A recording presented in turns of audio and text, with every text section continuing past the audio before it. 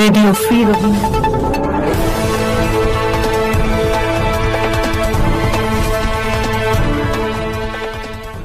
আরএফআর news বিশেষ প্রতিবেদন।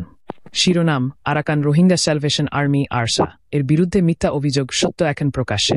24 October 2025 Maungdaw, Arakan.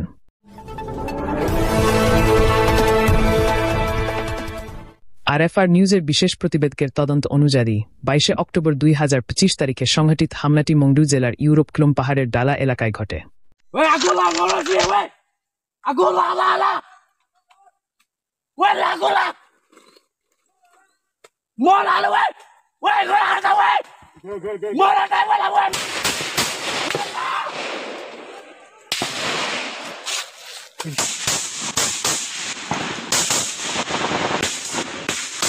তদন্তে জানা গেছে, ওই সমুদ্রের সন্ত্রাসী রাখাইন বিদ্রোহী গোষ্ঠী আরাকান আর্মি এর সশস্ত্র যোদ্ধারা ইউনিফর্ম পরিবর্তন করে দুটি গাড়িতে রাতেদিনের কিয়ান্ডিংটান এলাকা থেকে মংডুর দিকে আসছিল।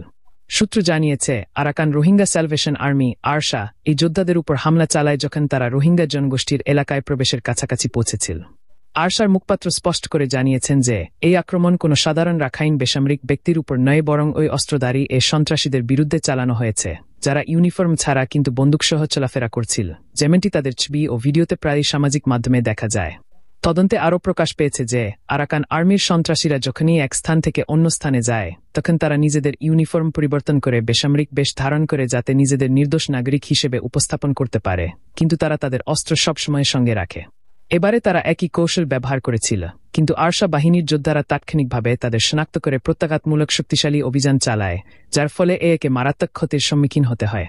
এখন এর সমর্থিত গণমাধ্যম ও প্রোপাগান্ডা পেজগুলো মিথ্যা প্রচারণা চালাচ্ছে যে নিহত ব্যক্তিরা সাধারণ রাখাইন জনগণ, যাতে তারা নিজেদের পরাজয় গোপন করতে পারে এবং জনমতকে বিভ্রান্ত করতে পারে। বাস্তবতা হল, আরসা বাহিনী শুধুমাত্র রোহিঙ্গা জাতির অধিকার রক্ষার জন্য এবং সন্ত্রাসী গোষ্ঠীগুলোর বর্বরতা নির্মূলের জন্য সংগ্রাম করছে। আরএফআর নিউজ।